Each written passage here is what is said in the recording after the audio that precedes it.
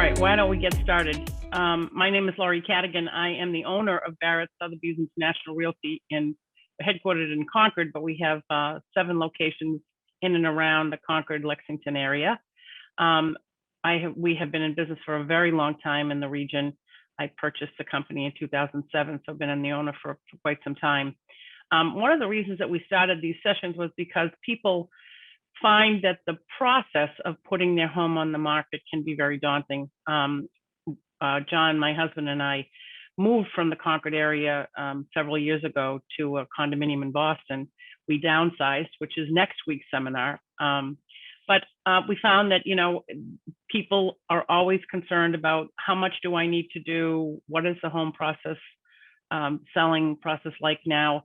Does my house have to look like Chip and Joanna Gaines on HGTV? What we find is that we have a program at Barrett Sotheby's called Steps to Sold. And the first step is obviously making an appointment for us to walk through your home and give you some advice.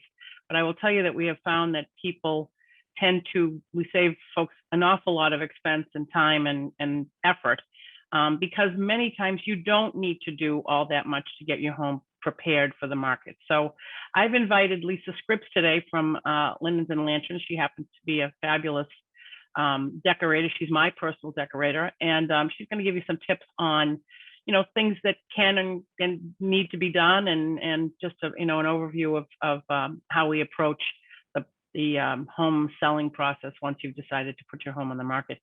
The good news about this seminar and also next week's downsizing is that it doesn't matter whether you're planning on selling this spring or 5 springs from now.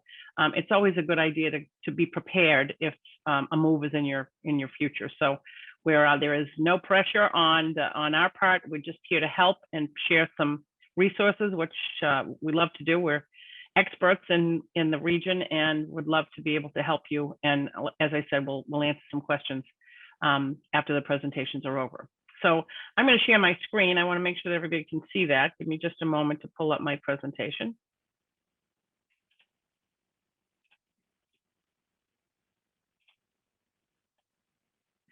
And as I mentioned, this is Barrett Sotheby's Preparing Your Home for Sale. If you thought you were on another seminar, I apologize, but we're going to talk about home sales and preparation this morning. So hopefully you're in the right spot. The selling seasons are usually the first question that we get from homeowners. Do I have to sell in the spring?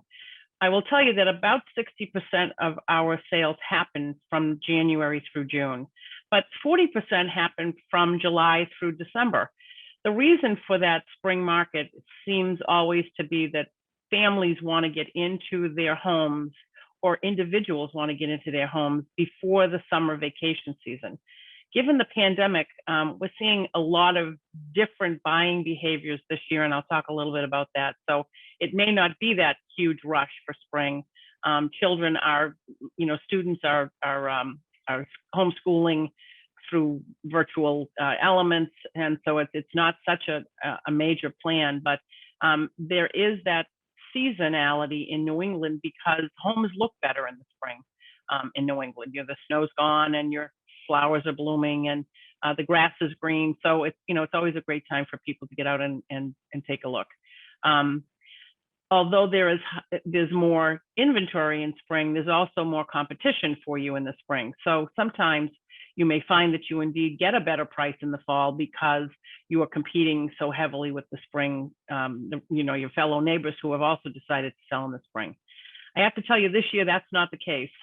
It could not be a better time to sell your home in this spring market. We have got such a lack of inventory and such an overabundance of buyers trying to move to our area that we are seeing really top dollar, many offers going well above asking, multiple offers, people frankly, eliminating their contingencies like home inspections and mortgages to be able to move out to our suburban locations. So I'm happy to talk about COVID-specific issues that are happening. We have been able to show properties very safely through the pandemic. Last April or May, the governor called, deemed us as realtors essential, probably because there were a lot of people moving around and concerned about what the housing area looked like.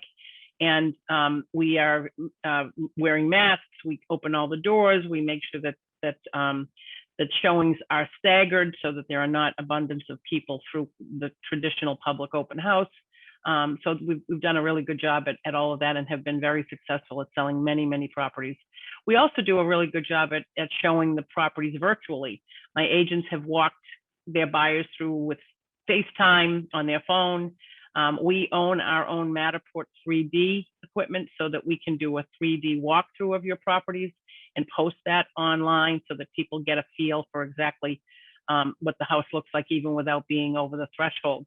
One of the interesting things is that indeed many people are buying sight unseen right now. More specifically, I would say on the Cape and in the Berkshires and in New Hampshire, second homes tend to be a little more lenient with people related to, whether they're actually physically in the property. But we have indeed seen some people who are especially out of state trying to move back home to be with family or have a job change, or just have decided because they're working at home, they can live in Massachusetts and still have their corporate office someplace else. So we've done a lot of that. We provide a market evaluation, both qualitatively and quantitatively. If it was just science and not art, you could really rely on the Zestimates from places like Zillow, et cetera. What happens is there's a huge element of qualitativeness to the process. What have you upgraded? The spatial area of your home is very different from home to home, especially in New England. It's much easier to evaluate properties in neighborhoods that have very like kind properties, let's say in the Midwest. So in New England, it really takes a little more art and science. And that's exactly what the appraisers who would be representing the bank will be looking for. What's the differences between your property and your neighbor's property that sold, let's say, a couple of weeks ago. We do a market valuation and a market preparation. So we will, as I said, the Steps to Sold program will do a walkthrough of your property, tell you some things that we think that would be a good idea for market preparation, and usually allay your fears on things that you really don't have to do. The selling cycle is, preparation, positioning your property, marketing your property, and then moving. Most people concentrate on the preparation, on the positioning and the marketing. Frankly, it's very, very important for that preparation step to be ready to position. So one of the things that we believe is the more preparation you do, the higher return on your investment. Frankly, if you can do all of your decluttering, moving your furniture to places that either you're moving to or your children are taking, buffing up your floors, all that preparation will really, you'll see, will return back right to your bottom line, we hope. The cost versus value report is something that I'll be sharing with you. In New England, there are areas where we can sort of guesstimate what a new bathroom would cost, or a new deck would cost, et cetera. And the return on that is sometimes a little difficult to see dollar for dollar. Sometimes it's not an exact dollar for dollar, but it is a way for your property to be appealing to more buyers and frankly to sell sooner than your competition. So those are the things that we help you evaluate when we actually do the walkthrough of what exactly would be the best plan for you and your particular property. The areas of concern, frankly, this is we call them the home inspector with the magnifying glass. One of the things that we discuss is, what is the home inspector looking for? We call it the good, the bad, and the ugly.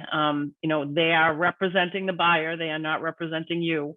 And they're invited into your property to kind of give an overview to the buyer of what necessary improvements or changes have to be made. But more importantly, I find the home inspection process is really valuable to buyers because it gives you some great maintenance tips. They talk about how often you should change the filters on your furnace and ways to kind of improve your plumbing situation. And it's a really valuable education. As I mentioned, however, because of the lack of inventory and this massive demand by buyers on our region, many people are frankly walking through with their father-in-law or one of their contractors early on and not actually doing a formal home inspection. But we can certainly talk about that.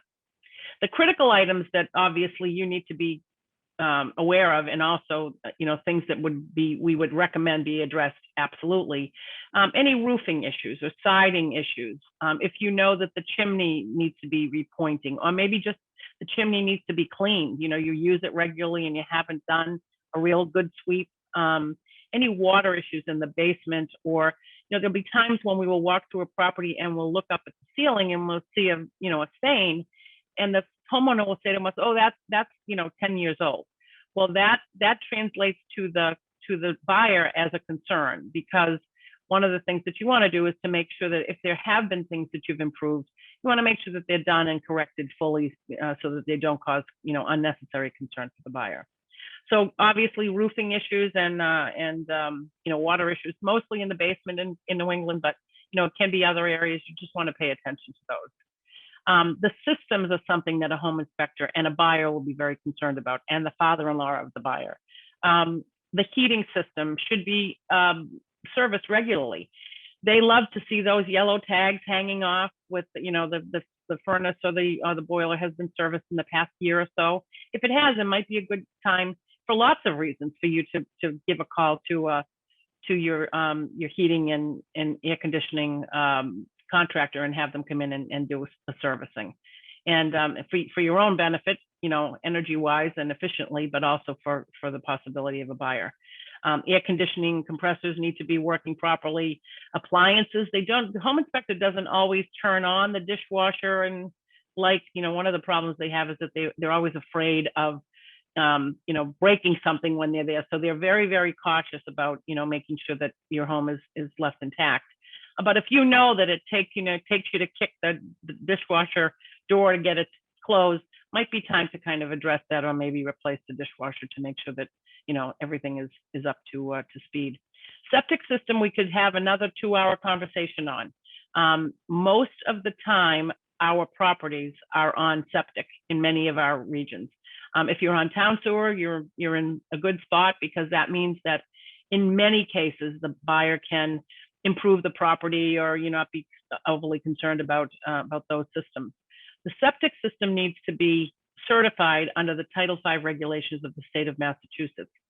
I had a conversation recently with one of my friends who's thinking of selling their property, and he said to me, "Well, I know the septic system is not going to pass. We're just going to sell it as is."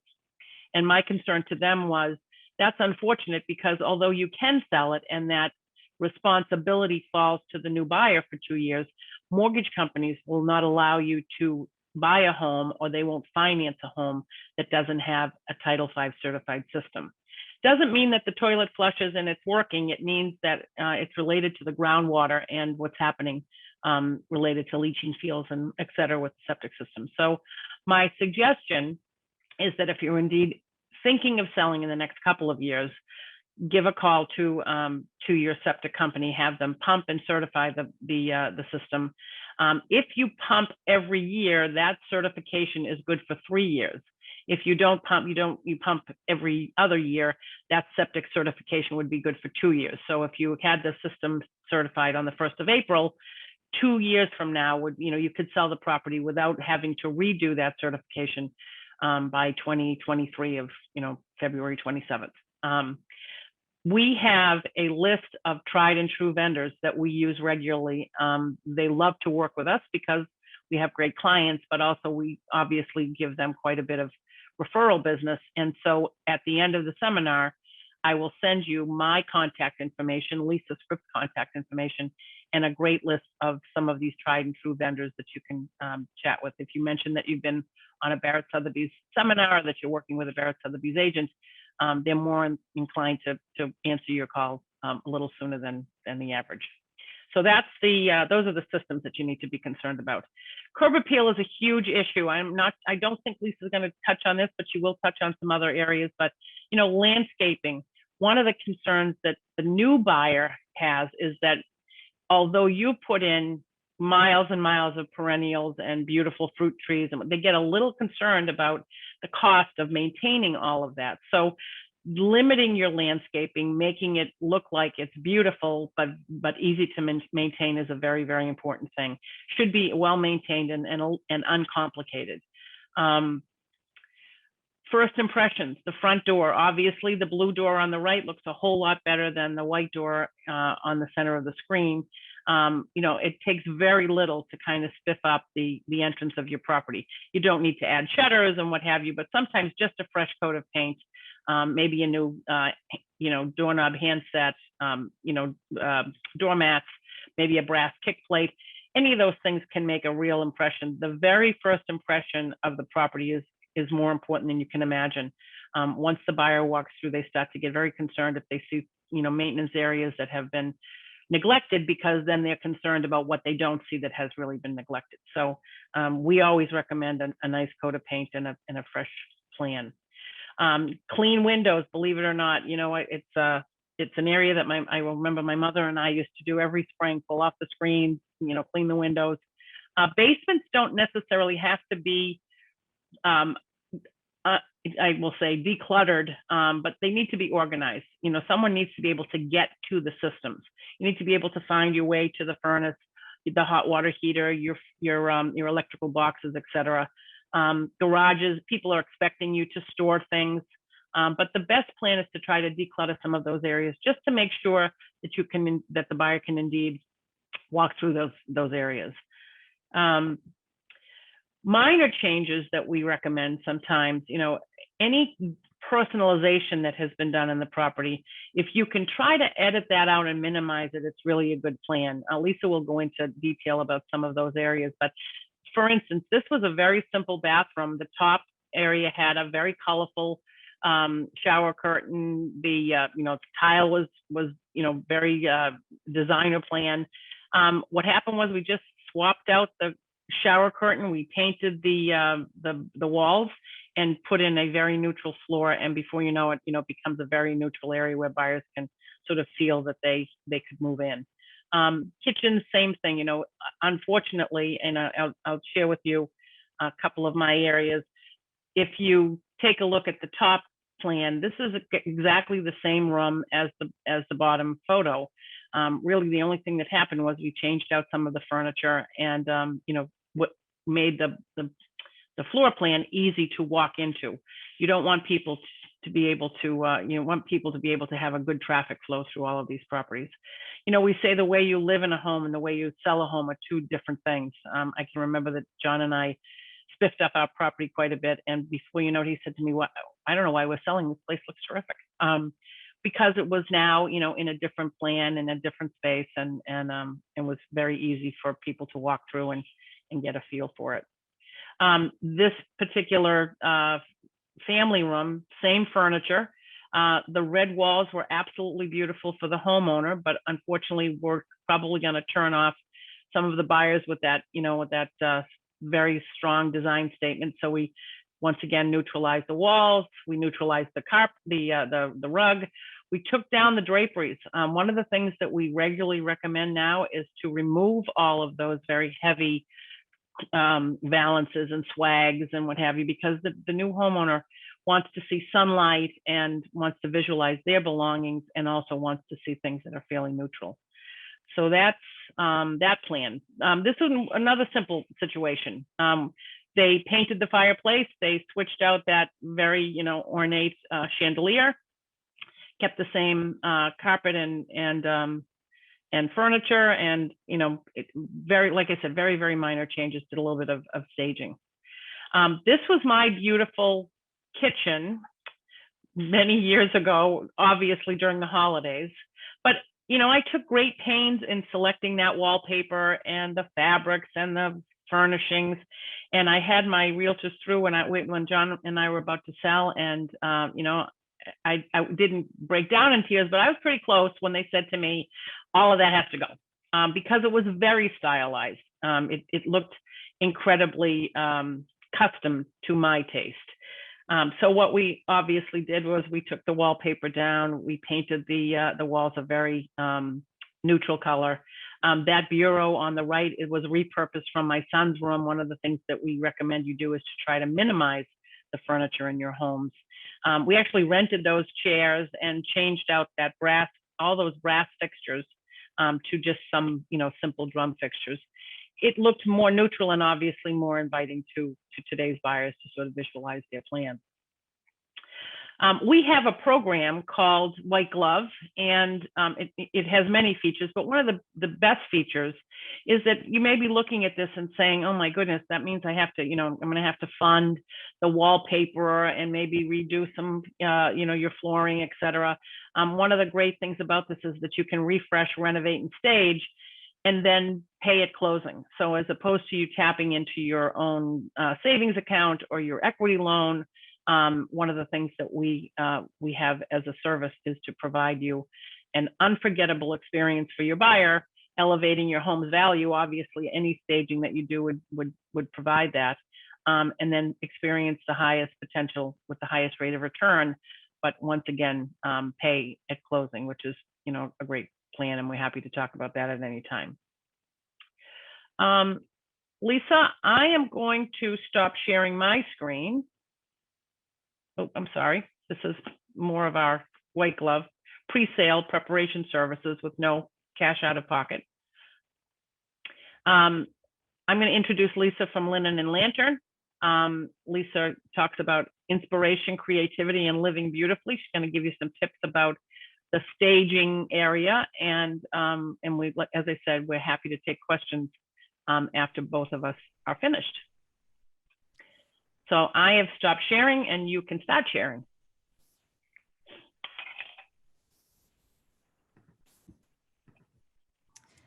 Well, thank you, Laurie. Good morning, everyone. I hope everyone's enjoying the morning so far. Again, my name is Lisa Skripps. I am with Linen and Lantern Interiors. I'm the principal designer and certified stager, and I want to welcome you to Home Staging 101. We're going to jump right into it. See if we can get that. A little bit about Linen and Lantern Interiors. We are a boutique interior design and staging firm located right in Acton. I do interior design, redesign, new builds, renovations, color consultations. So if you need help with colors in your room, front doors, exteriors. And I also do home staging. I mostly specialize in occupied staging. That is listings where people are going to be staying in their home, or maybe you're going to their Cape house or someplace else, but they're going to be keeping most of the furniture in their house. We try to work on, we have a very specific process, and the big thing is trying to get you the results you want, which is selling your home fast for the most money. A little bit about myself. I have a design and merchandising degree. I'm certified as a home stager and redesigner, color specialist. I am a licensed real estate agent. I used to be an agent with Barrett Sotheby's, who I think is one of the best in the country. I do not actively sell real estate, but I do have that background, which helps a lot with the staging and sort of knowing what people want when they're going to sell their house, and as a buyer, what buyers want. I'm very active with 3 boys and dogs and everything else. What that helps me with is when we're turning around to merchandise, and I say merchandise, restage your home. I get that there's kids, sometimes there's grandkids, and sometimes there's just remnants of those kids. Maybe they're in college, maybe they've married and moved on, and you have a couple of bedrooms with old furniture and old, memorabilia. And how do you go through all of that? So we work together to make sure that your house is ready for that sale. So what is home staging? Why should I stage? And what is involved? That's what we're going to talk about today. So home staging is really about creating the broad appeal for the most buyers you can possibly look for. We are trying to expand your buyer pool. We do that by walking through the house with sort of buyer's eyes, if you will. And again, it would be me and your realtor walking through and knowing what those buyers are looking for. And, even though homes are selling very quickly through the pandemic, one of the things in order to be competitive in this market is to make sure that in order to get that, the highest dollar, because that's ultimately why you're selling, is you want the most money out of your purchase or out of your sale. We do that. We walk around, we look at what needs to be edited, what needs to be maybe added. We want to create emotional connection points. Now, it's not emotional for you, it's emotional for buyers. What's going to make them connect with your house, maybe over the one down the street that's for sale. And we really look at the 3 R's. It's about rearranging what you have, refreshing what you have, and reducing. And the reducing is huge. As we all know, we collect and acquire a lot of items over the years. And so reducing that, some of it's a matter of maybe getting rid of it or donating it, or maybe just putting it into storage until it's time to, move on. A lot of times it's about adding the right color and appeal in terms of what your furniture, it's using most of the time what you already have, that maybe using it into a different room or a different floor plan. And the big thing to remember when you're staging your home, whether you use a stager or you're doing it on your own with your realtor, is that you're selling the space, not the stuff that's in the house. So even though you may love, like Laurie loved her dining room set, she loved her curtains and her wallpaper, and that might have worked really, really well for her through the years when she was celebrating the holidays with her family. But for somebody else, they don't want all that. And it's really hard for buyers to imagine themselves in that space a lot of times, which sounds crazy, but it's so true. And so we just neutralize that. And staging is really about marketing your house. So that, again, we want to have the biggest buyer pool. So a few pictures to sort of drive this home. We had a living room here, yellow, which is sunny and great, with the red. I mean, again, it's very sort of country, French country, but neutralizing that wall color, editing down, adding some new pillows to sort of neutralize that red. As you can see, the carpet's still the same, the area rug and the table, everything's still the same. We moved the candlesticks into, on top of the mantle, changed out the picture a little bit, and added some greenery. The greenery was added. It wasn't necessarily something that they had. So sometimes, even though we're staging occupied homes, sometimes we do need to pick up a few things. Maybe it's white towels for the bathroom, or usually it's greenery and some pillows. Again, here is a dining room. We removed the wallpaper, made the room feel really heavy. The flooring made the room feel really heavy and dark. We removed the drapes. Again, just let that light come in. We updated the chandelier to be a little bit more current and modern. The chairs were fine. The table was great. It was just that maybe there was too many of them. So removing a couple of chairs and maybe putting them into the basement or the attic for the actual sale helps the room feel larger. And really just kind of added that, again, sunlight, warmth, and charm. And also, if you notice in the back, there's a hutch. We really edited that out. Even though you love your mother's china, that might not be something that somebody else wants to see.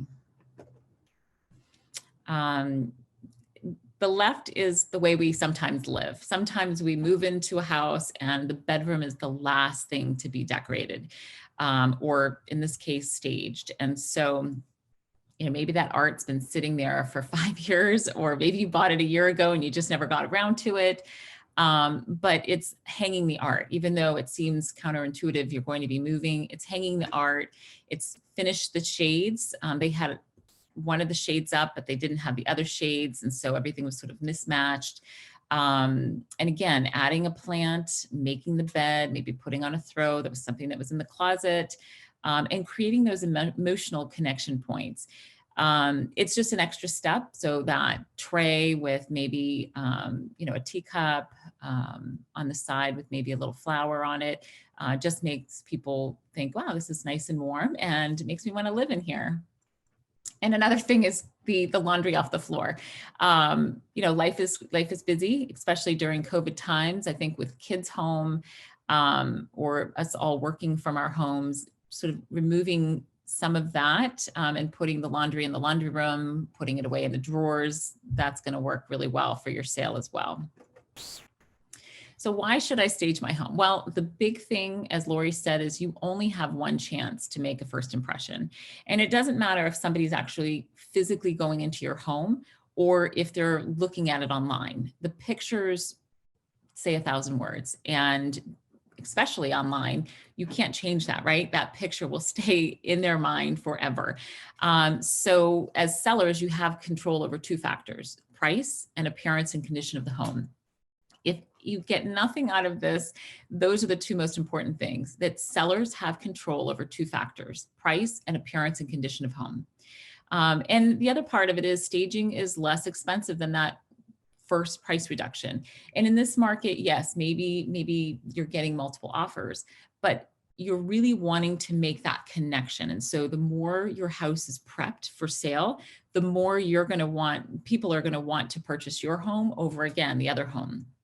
And typically, just on the bottom, it says typically 1 to 3% of sale price versus a 10 to 15% of price reduction. That's really important. That's money in your pocket, and you don't want to leave that money on the table. So the most commonly staged rooms when selling are the main floor, but the bedrooms are just as important. You want to make sure those are clean, but 93%, the living room, the kitchen, the master bedroom. You want to make people, again, be able to visualize themselves in there. One of the biggest things too is talking about kitchens and baths. Sometimes it's very minor adjustments. Laurie showed you a picture of, changing out. Maybe it's just the hardware in the bathroom that needs to be updated. I can't tell you how many times I've gone into a home where the hardware, the door hardware, was really old, builder grade, maybe tarnished, maybe that old brass, not the pretty brass that's out right now, but sort of that old brass. And we switched it out. We used builder grade, went to Home Depot, went to Lowe's, switched those out along with the hinges. And suddenly you're now competing with more of a newer home. It visually changes the way somebody thinks about your home. I mean, it's those little tweaks that as a stager or as realtors, we sort of just know what is going to make a difference. And again, in bathrooms, sometimes it's just a matter of changing out the faucet and the fixtures that are in there. And maybe the floor isn't great, but maybe some of those other little things are going to be just enough to make people think, wow, this is really cute. This feels homey and it feels clean. That's a huge word, is clean. So real life, I have 3 kids. I mean, mine are older, but the real life on the left versus, the staged life on the right. And I, as a mom of 3 boys, again, they're older, but that was my life years ago. It's hard to keep it like that. And I understand that. And so as a stager working and specializing in occupied listings, we have little tweaks and tools and of how to keep your house like that. Checklists that we can give you to sort of help you keep it like that, or at least maybe you won't keep it like that, but maybe once you have, that your realtor's coming with somebody, you'll be able to use that checklist to go through it to make sure everything's in place when you leave the house for those clients to come. Here we just decluttered, lightened up the curtains. Even though the curtains were great for the homeowner, it helped to darken the room. But when you're selling a house, you want to lighten the room. And we just adjusted the furniture. So again, little tweaks. It was everything that they already had except for the curtains. But those are very, very inexpensive. A big thing too is sometimes we have these awkward rooms, and maybe like on the left, it was an office, it was a dining room. I think it was originally supposed to be a living room, but we want to give buyers a chance to know what that room is meant to be. Again, this is tweaking. Those things were rented, so that's not something that they had. We can still, even in occupied homes, go through and rent a few items if needed. But it changes the look of the room. And just, again, the walls, lightening it up, it just feels more modern and fresh. Again, this was tweak. It was the same paint, but removing that darker green shower curtain and making it white and putting out a fresh white towel. That's it. That was all. It was just a matter of freshening up the shower curtain and the towel. And this is just to give you a perspective. Sometimes when we live in a house, we don't notice the way something might close up a room. So if you notice on the left picture, there was a wall piece, and that was for keys and wallets, and sort of was a catch-all. but it really closes up the room. And so by adding a very inexpensive small table and mirror and some flowers, and removing that tree, that blocks sort of your sight lines. And that's something that as a stager and designer, we really talk to you about, is that sort of that sight line. And the realtors will do the same thing. If you notice on the top of the stairs, the lower part of the molding was painted a really dark color. So by lightening that up, that also helps to lighten that space as well. So what is involved in home staging? And I thought this was cute because again, it's all about bringing in the light and natural light.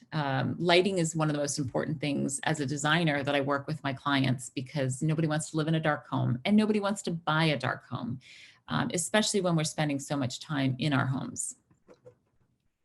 So again, I want to thank you for having me, but if you are, if you need a professional home stager, I'm here to help. Again, I specialize in occupied staging. That doesn't mean it's just what you have in the house. Sometimes you do need to substitute a few things or add a few things for a very minimal cost. We do about a 1.5 to 2 hour evaluation. You are left with a home preparation plan that includes an open house and closet organizing checklist. Again, Barrett has wonderful contractors. I have some as well that we use in donation centers. And sometimes it's just a little bit of extra help that makes the world of difference. Lastly, this feel home philosophy to staging, just to sort of drive it home, first impressions matter, including neutralizing smells. That's another big thing. Sometimes you forget that maybe that garlic that you roasted in the oven because you had a wonderful Italian meal last night isn't going to probably smell great the next day when you have a showing. We want to eliminate clutter and start packing and donating now. You will be amazed, even if you're not moving for a year, starting now. It takes a long time. Sometimes it takes a while, and you might not be able to afford to have somebody to come in. It's very inexpensive to have somebody come in and help you, but sometimes it's just a matter of time for you to go through your own stuff and declutter and start packing. Emphasize the positives and downplay the negatives in your home, your current home. Lighten up. The right wall color and good lighting really sells. And don't just make it about the inside. Again, Laurie mentioned about the outside. Sometimes maybe touching up the paint or a new paint color on your front door, a new mat, making sure the windows are clean, and just touching up that outside space, adding a plant or two can make a huge difference in the impression that somebody has when they walk into your home. Make sure there's no hoses sitting around. The home buyer's appeal, again, furniture placement, depersonalize, paint, repairs, upgrades, deep clean. I can't emphasize enough about the deep clean. People look at that, and it also affects the way your house smells as well. So we want to really have a nice, clean house for showings. Modernize the style and home accessories. Again, believe it or not, some of the stuff you have in your home now, it's just about placement. It's about removing maybe doilies on the table if you're in the older generation, and adding a modern plant that can really just change the look of your home and accessories. And creating those emotional connection points. We're looking for that wow factor. Again, it doesn't have to be this decorated home. It's just about clearing the clutter, neutralizing your personal pictures, removing those from the wall, adding things that people can connect with. And that's it. I want to thank you so much for allowing me to speak today. I hope that you learned something from the seminar today. And if you have any questions, feel free to email or call. My website, www.linenandlantern.com, has a lot of information as well. Okay, Lisa, I'm going to ask you to stop sharing. We've got a couple of questions in our chat already. One of the things, and I'll throw this out to you because it's really an age-old question. We're watching, especially on HGTV, and even in some of the before and after pictures that we had, that people paint their fireplaces a color like white or cream, and so many people, we used to be incredibly fearful of painting brick. I think it's a case-by-case situation, You're trying to make the home look modern. If it's one of those older fireplaces, if it's a beautiful antique fireplace that's just classic, I'm sure we wouldn't recommend that people paint their fireplace. But if it's one of those kind of run-of-the-mill, as you say, builder grade, that tends to kind of give a whole new look to the room. What do you think about that? So I've actually had experience painting a fireplace. Our very first home in New England was, a typical Cape. The fireplace was brick. And because the home was from the 50s and it was I think we had it in the 2000s. It was dated in the sense that it was a very reddish brick and there was a lot of burn marks from where, using the fireplace. I ended up personally painting it myself, sort of almost like a black, sometimes it's about the finish that you use. And it's not just, there's a million blacks, but it's choosing the right black or sort of charcoal color. It doesn't even have to be black. It could be an actual color. There's some beautiful colors out there. That made a huge difference when I went to sell my house. I actually did it prior to that, but I had a lot of people say, oh my gosh, it looked more like a black surround that you might see almost in a marble, even though it wasn't marble, it gave that effect. And so for that, it made a big difference. If you live in an antique home and the brick is sort of part of the character of the home, oh gosh, please don't paint that. I wouldn't recommend it. So It really is a case by case. And that's where sometimes bringing in a professional, even though you may pay a little money, it's a less costly mistake. And you might lose buyers if you paint sort of that brick. It might not matter as much in a Cape, but it might make a huge difference in a newer house. Something that's right. Yeah. Good. Okay. Another question that came up, unfortunately, with that septic system, you have it pumped regularly. You want to know whether you're going to need a new system or it needs a new D-box or it's got an issue. Unfortunately, those septic guys will not give you a real good feel without actually doing a whole septic review. So you can ask your septic company, if they think that the system's in good shape. I'm sure they'll give you, an answer on what they can see, but that septic certification takes a bit. And so, the best plan, if you're thinking of selling within the next 2 to 3 years, would be to actually have it's pumped and certified. We've got a gal who would like some advice on exterior paint colors that sell at the moment. I would say very neutral. What would you say? I would say neutral. People are sort of going away from these cold grays, but they're liking these grayish, sort of the grayish. There's always, Revere pewter or some of the lighter, a little bit more lighter colors. I always tend to look at sort of the light that your house gets because paint is very finicky. So depending upon if you're north facing, south facing, if you have a lot of trees around you that sort of create darker, you're going to want to maybe go a little bit lighter. But at the same time, you may not want to go white because if you have any sort of trees around you, which I think a good realtor would tell you maybe to trim some of those trees so it's not overhanging on the property anyway. So I would say, the sort of the grayish, but also look around your neighborhood. If every house is gray, maybe choose a really cool blue with a gray, or a gray with a blue undertone, so that you stick out a little bit more. I would say maybe to stay away from the yellows if you're painting your house for the, you're doing it for sale, but anything sort of neutral. And in where you can have a lot of fun is the pop of the door. Pick a really pretty, I wouldn't go like a deep purple, but shades of blue are always a good match when you're trying to sell a house, or black. Good plan. So it sounds like someone's got an old Victorian, concerned that going modern would erase some of that charm. Period papers are colorful. I think what we would recommend is try to make sure that you edit out a lot of the furnishings so that you can see the character of that Victorian. We're certainly not trying to make that house look modern. The charm of a Victorian is really what appeals to the buyer. Lisa, what would you recommend? So when people are going to purchase an antique home, they're going because they love that home. And just because somebody may decide to go in and change that home, I don't think you should change that home. So when we talk about sort of modern, making a house a little bit more modern, it's really about the colors in the wall. So if you have a beautiful antique home with, you know, amazing floors and maybe beams on the ceiling, and maybe those ceilings are a little bit on the lower side, if you have sort of a dark New England color on the walls, it's going to make that room feel even smaller if you have the low ceilings. So when we talk about modernizing and lightening up, it might just be changing out the color of the walls, making it a little bit more on the neutral side.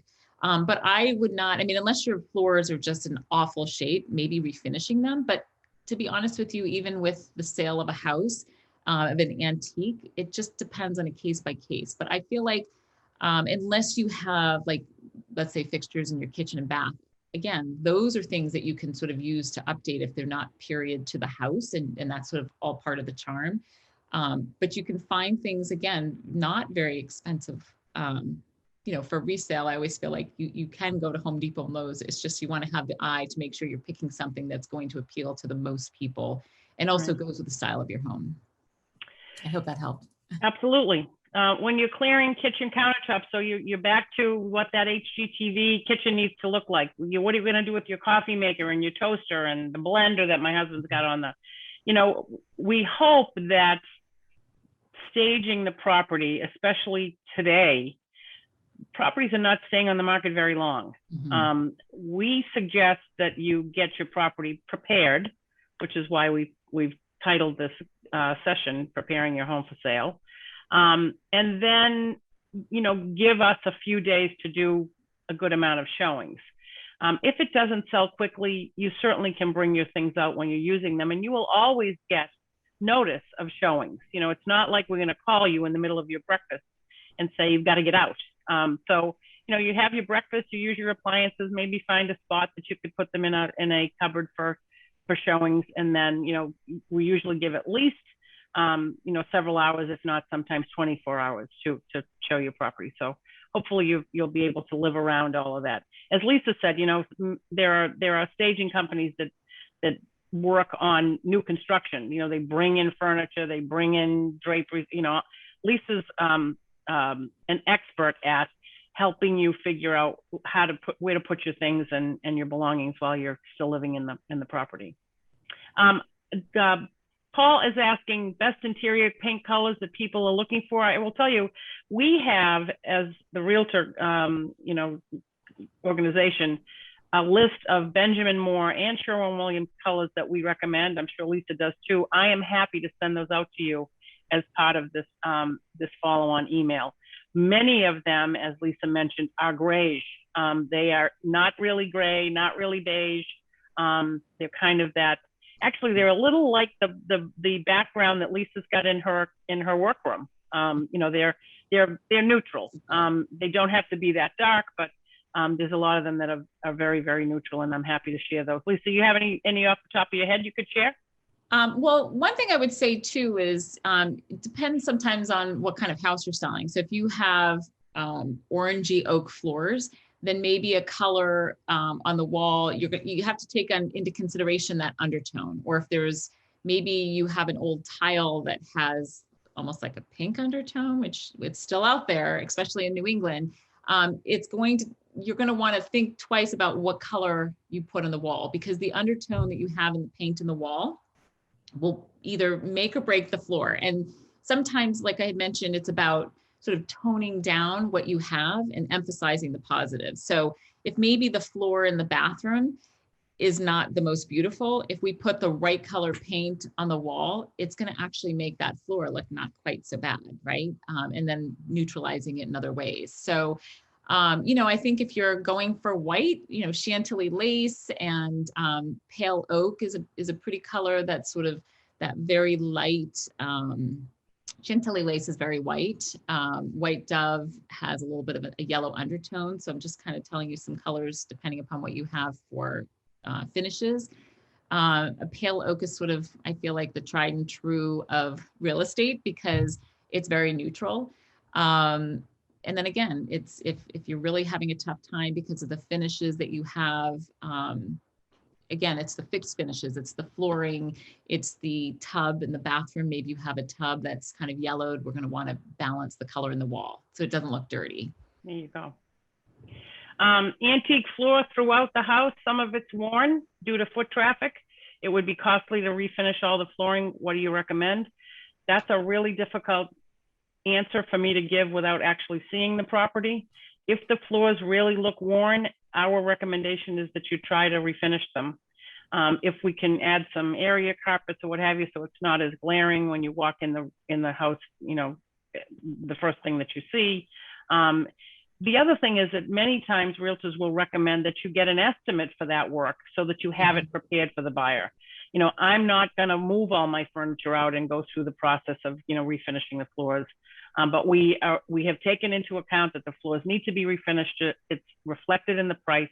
And oh, by the way, here's the estimate that we got from a couple of people to give you a feel. Because one of the things that buyers love to do is they love to exaggerate what things are going to cost them and then take that money off of the price that they offer you. We try to minimize that as negotiators for your sale by saying, look, we understand that, you know, it's not the best time to paint an exterior home, for instance, right now. You'd never find a painter that would paint in this kind of temperature and weather, but we've got an estimate for the paint and here it is. And, you know, you can have at it and select your own color once it's happened. So we prepare the buyer for the fact that we've taken that into consideration, and they should not be deducting that from your price. I hope that makes sense. What about windows? I have a bay window with gas between, some of the panes. I don't know if replacing this will be financially worthwhile. It's not attractive at the moment. I will tell you, broken seals, we definitely recommend you replace. Once someone who walks through the home, first of all, can't see the outside because your seal is broken and it's misty. But also, once again, it's a little reminiscent of how well have they maintained this property? Where are the things that I cannot see that might be an issue for me? And so all of those areas, and I know that some skylights that have broken seals and patio doors and expensive windows can be costly, but I will tell you, I believe that you'll get that money back in satisfaction for your buyer and a good offer. Anybody else? It looks like there was a question from, I don't have my glasses on, so I apologize. That's okay. Wim. Talking about staging. What range of house price are you talking about? Under 1 million, over 1 million? We stage properties that are condominiums at $220,000 or $4 million properties on Nashotah Kill. I mean, staging is something that you can easily do in any property, even if it's just removing some items, as Lisa mentioned, editing out, switching up, paint colors, et cetera. Lisa, would you agree? Doesn't matter what the price range. No, and I do think that sometimes it's the smaller houses or the sort of mid-range houses that have a lot of competition. Sometimes those are the houses I feel like need it the most, right? Because there's more in that market, and those mid-range smaller homes are sometimes homes that people have either outgrown, and so they have a lot of stuff in it, or those mid-range homes where maybe, again, the kids, they've either outgrown it because of their families, or maybe they're empty nesters now and their families are still home and they just need some more of that help. So sometimes that low to middle end needs it even more than the more expensive homes. Right. Anyone else? I am happy to have you unmute yourself if you feel comfortable and ask a question. We're here to help. Nina, how are you? Good to see you. Thanks, Laurie. It's great to see you. Thank you both very much. And Lisa, your comments about, undertones and so on and so forth are so helpful, really helped me realize that I don't have to make these decisions myself. Good. But I do have two more questions about, one about floor refinishing and the other about paint. The floor refinishing, I live in a very small home. My husband and I are at that age where we might be moving somewhere, but I'm not sure. I really appreciate the advice to start getting prepared, because you never know what could happen. You might have to move quickly. I've seen that happen in my own family. Okay, so I'll declutter. But on the floors, I mean, my floors have needed to be redone refinished for a long time, but it just is so daunting. It's so scary. What do you have to do? Do you have to move everything out of your house on the first floor? It would be the first floor, and it should be all of them. They're hardwood. Is that what you do? There are dustless vendors now. I will tell you, the days of old when people came in and had to plastic, the entire world because the dust went everywhere is no longer. So we have a lot of vendors that are very, very careful about that. The problem with doing it piecemeal is that you're never actually sure whether everything's going to look, uniform.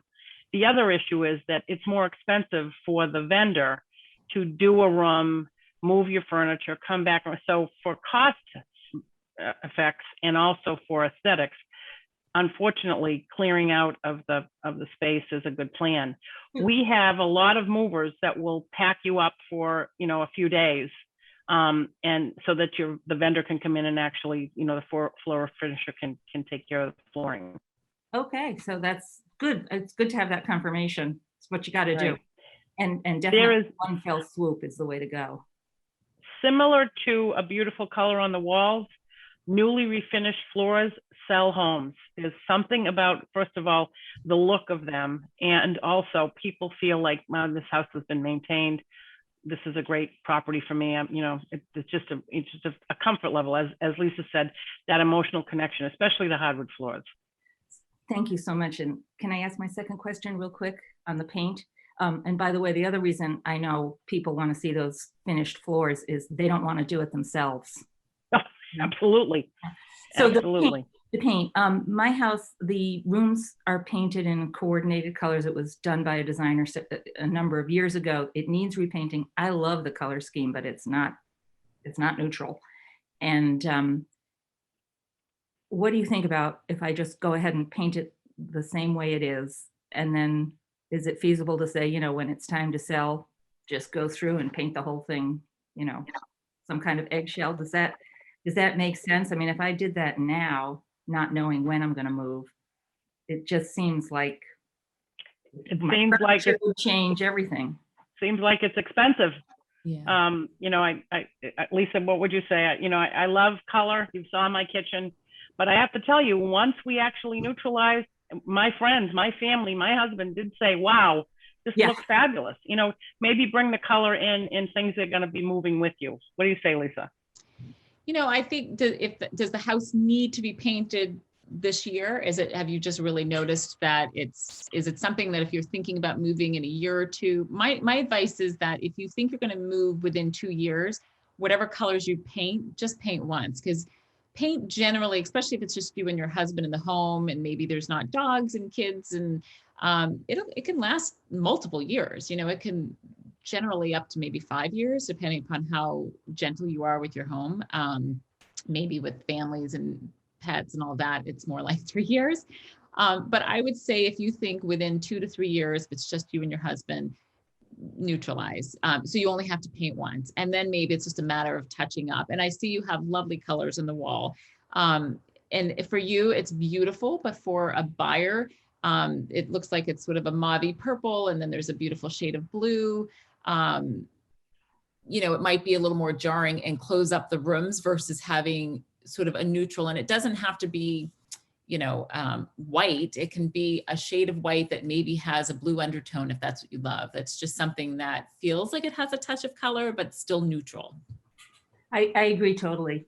Thank you. And don't forget about ceilings. That's a big thing with real estate too, is don't forget to look up, because sometimes we think about the walls and the trim and we forget that the ceilings, maybe there was that leak that we forgot about, or just discoloring from something, maybe a candle, I don't know, something. But sometimes once you paint those walls, the ceilings start to look really dingy. So if you're going to paint the ceiling. It's quick and inexpensive. Great plan. I can recommend contractors who specialize in antique flooring, and I will, as I said, I will be sending out our tried and true list of vendors. Any of our floor refinishes will handle an antique. It's frankly a huge part of our market in our company. As I mentioned, our offices are in Concord and Carlisle and Lincoln and Winchester and and Acton and Lexington and I think I got them all. And I think the bottom line is that most of our homes have beautiful antique hardwood floors or just beautiful flooring, and our vendors take very, very good care of making sure that that's the plan. Bedford, I forgot. Thank you. Anybody else?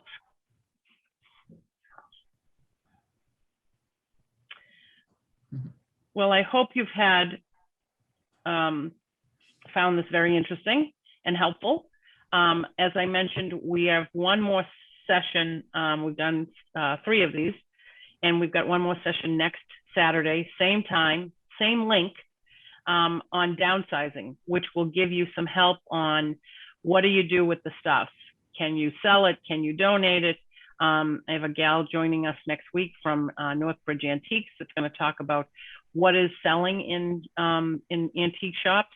Unfortunately, my mother's Hummels, nobody wanted, not even my daughter.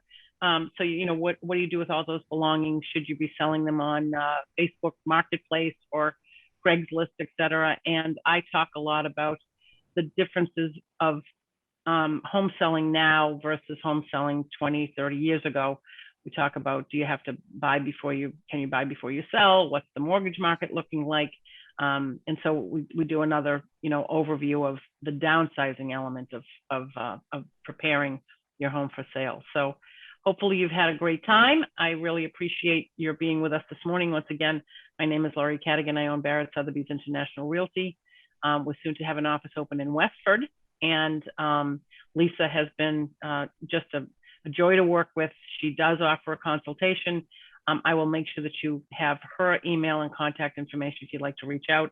As she mentioned, she's even just a color consultation would be a fine plan if you're just thinking about repainting. So that's the plan. That's the scoop. Last one. What color kitchen appliances? Stainless steel or white, I would say.